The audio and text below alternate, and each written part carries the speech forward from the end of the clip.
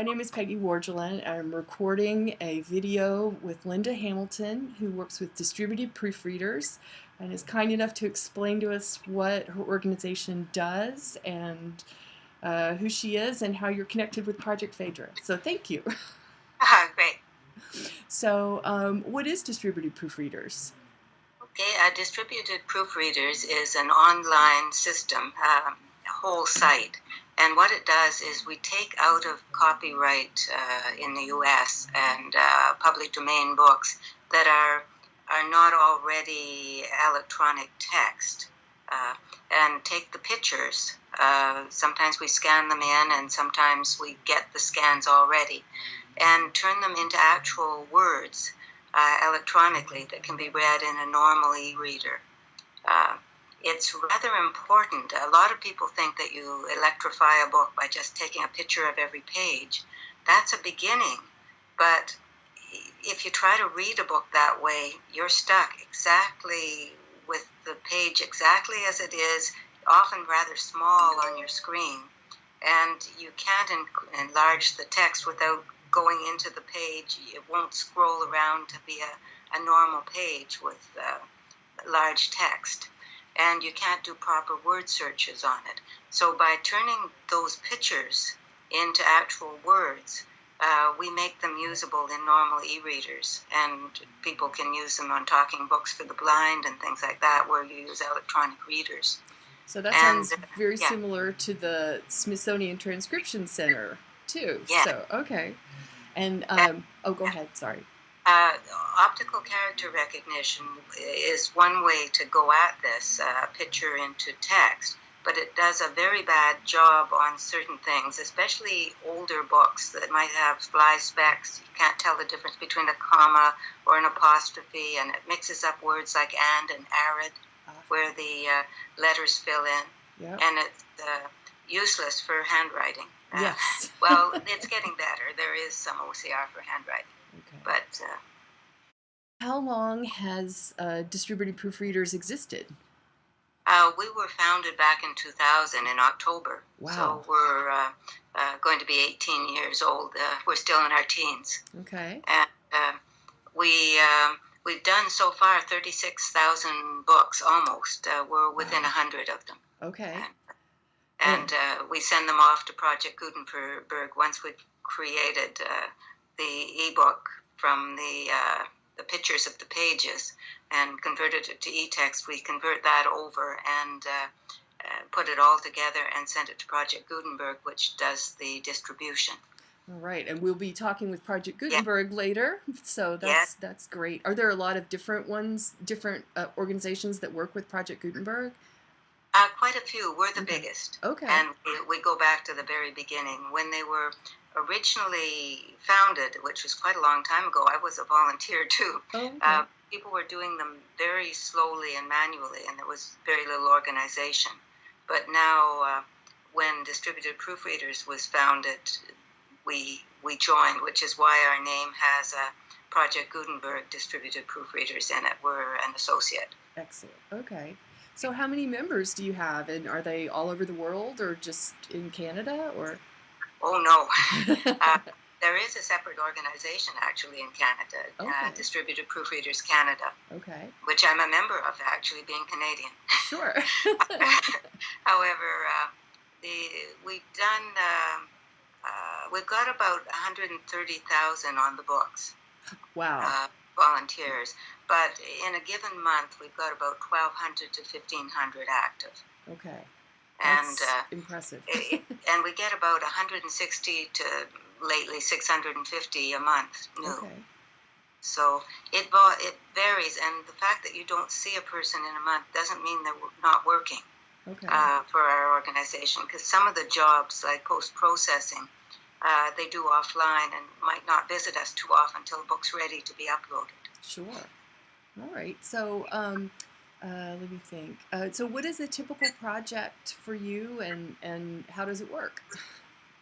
There's a wide variety of projects. We do everything from weather reports to stamp album listings of post offices and that, and copyright listings and real books. We've done Okay. a lot of Shakespeare and Jane Austen, and it's a huge amount. It all depends on the volunteers and what they want to do. Okay. Oh, and some are in different languages. We do French, German, Italian, Spanish, Portuguese. There's a whole, even Finnish. Sure. And that. So do you translate books that are in one language to another, or do you just translate the ones that have already been published in that language? No, already published in the language. Okay. So Nice. our site works in French and English. Okay. So some of our volunteers are actually able to do the proofreading and work in another language. Excellent. But our main language is English for most things. Okay. But we have whole groups of volunteers from all around the world because it's fully international, although we use the American copyright. So the books are all in copyright, out of copyright in the U.S. Okay. But the people are everywhere. Sure. So how do you decide what to digitize? Whatever's out of copyright that the project manager wants to do and can find good copies for that particular version Okay. and can use it, that's what we go with. Sure. We've got everything. Okay. We're working currently on a really lovely set of books by Richard Burton, the explorer, Oh, nice. the Arabian Nights. It's a beautiful edition. Nice. How we work is it's crowdsourced. Okay. A new volunteer comes in, and they're a beginner. So what they can do is proofread, and there's quite a few rules about our proofreading. But they can start off and get a feeling for it, and then read the guidelines and work from there. And we have mentoring and all sorts of assistance and a huge amount of documentation that is very formal and well organized for them. And they see a picture of the text, and below it is an editable screen that has the text version of what our computer has generated from then those words. Oh, So it's you already try the scanned optical and character optical stuff character first. recognized. Ah, But okay. then they look for errors. Yes. Is that really a comma? And what about the hyphens? An end-of-line hyphen may be a word like perhaps, or it might be goodbye, which in the 1800s might very well have been two separate words. Okay. So they have to check a little bit on the page to see if they use it again. And if they don't, then add a comment so that somebody further along will check it what it should be for that book. Sure. So, And go ahead. and goes through that, and they can do a page a day, they can do several pages a day, whatever they want. But other people are working on the same book on different pages. So they just go and pick a book that looks interesting to them and proofread away. And sometimes it's handwritten text, so there won't be optical characters underneath, and then they have to fill it in. Sure. So what other types of handwritten things have you done besides Project PHaEDRA? We've done others. I looked through and found quite a few. Our major ones are the ones that are optical character recognition ones where it's, but we have done ones with handwriting. There are some volunteers that specifically aim towards those. Okay. They take a while to process. Oh, yes. So, yeah. Once it goes through the proofreading for their first pages, it goes to another level, which is the proofreading second level, and then to a third with very skilled proofreaders who double check everything. So every step along the volunteer can check how good their proofreading was by looking at the changes that were made. Then it goes to formatting, which has two levels, one a beginner or the normal one, and one very skilled ones that will look through for anything special, which adds the bolding and italics and special things like that.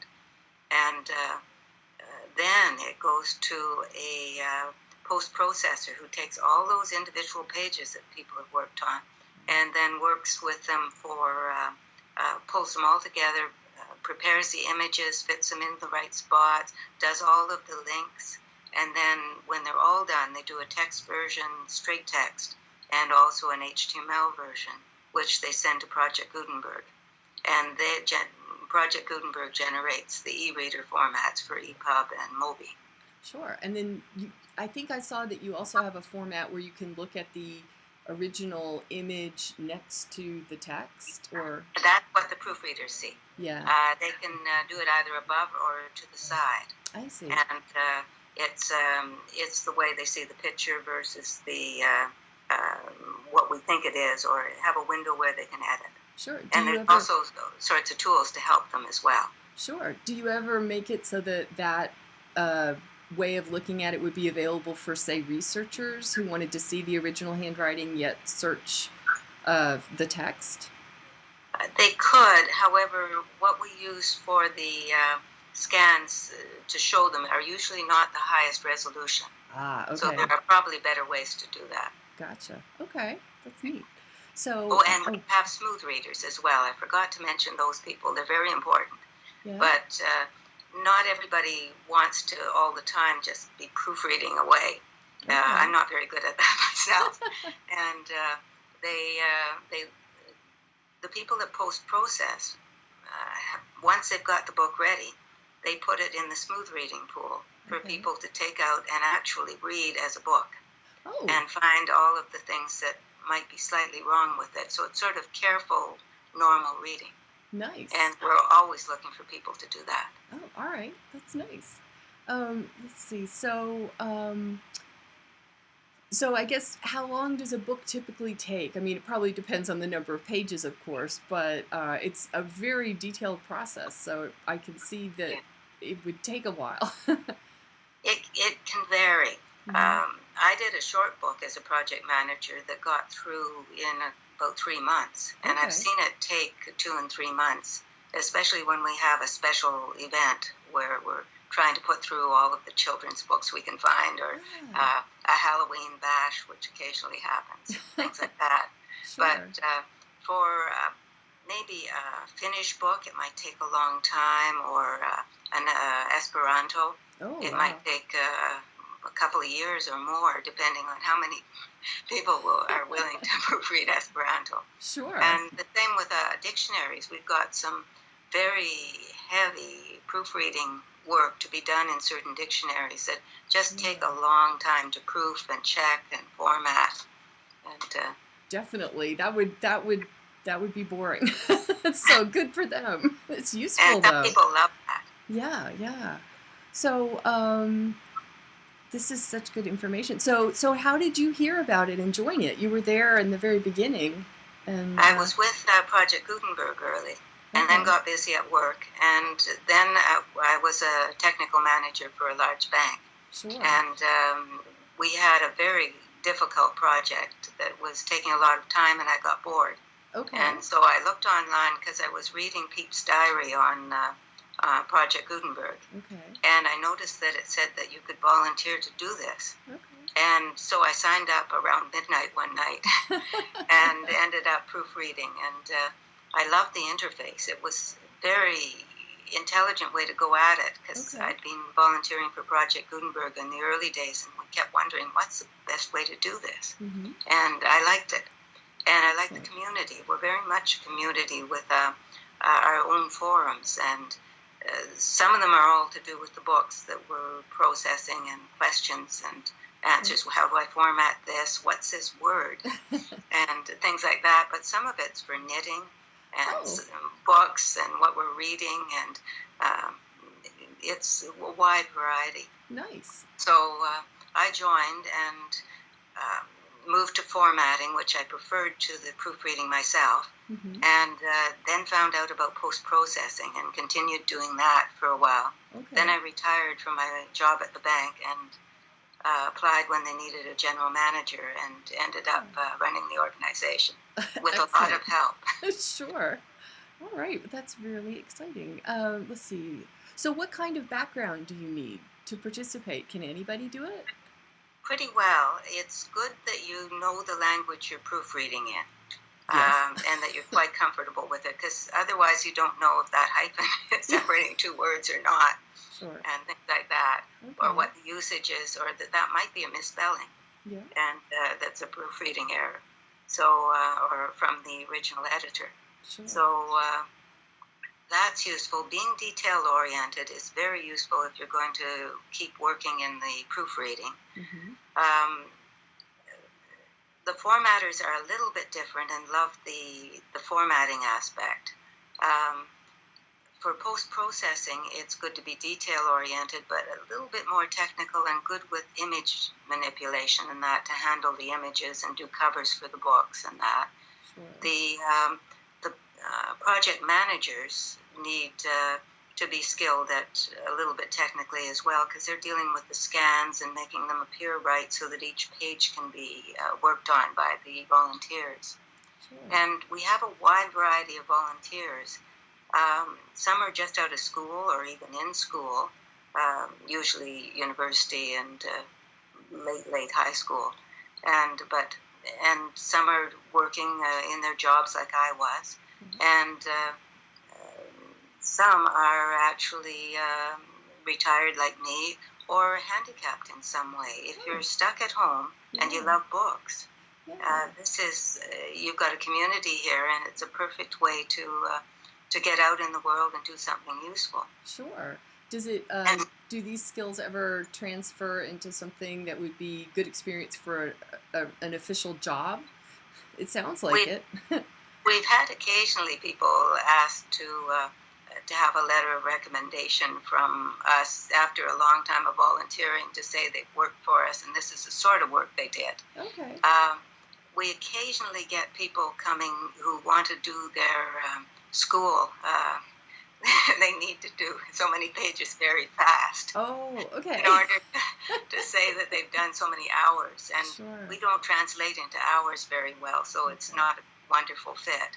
Okay. But we also have developers, programmers who work with us. So we're a very technical site, so our developers work with me, and we have project facilitators who, and what we call squirrels, who are our server admins and our main admins. Okay. And that all work together to keep the site running. Sure. But the developers were constantly doing code changes and updating our servers and things like that. Sure. All right. So is there any minimum time somebody should expect to spend a month if they volunteer, or is it just whenever they have some spare time? Whenever they have time. Nice. We advertise at the start that a page a day is fine. Okay. They're doing something useful. Many people do way more than a page a day. For me, it's full time, but some of our facilitators and mentors and even proofreaders and certain types of formatting and project managers are doing a lot of work. It's amazing. Mm-hmm. We have some very dedicated volunteers, but also some who come and go, and some are very active in the forums and some aren't. Okay. Well, this has been so interesting. I really appreciate your time, and I appreciate the work you guys are doing. It's nice to know that so we'll be showing this, we'll make this available to your volunteers, but we'll also make it available to the people who've been working through the Smithsonian Institution. Yeah, and we were very excited to find you might help us out on Project PHaEDRA, and I want to assure the Smithsonian volunteers that you're working on a different batch of books, and so we definitely won't have any duplication. It's just helping us get things done faster. And we're glad to be able to help. All right. Thank you so much. You're welcome, and nice meeting you. Okay.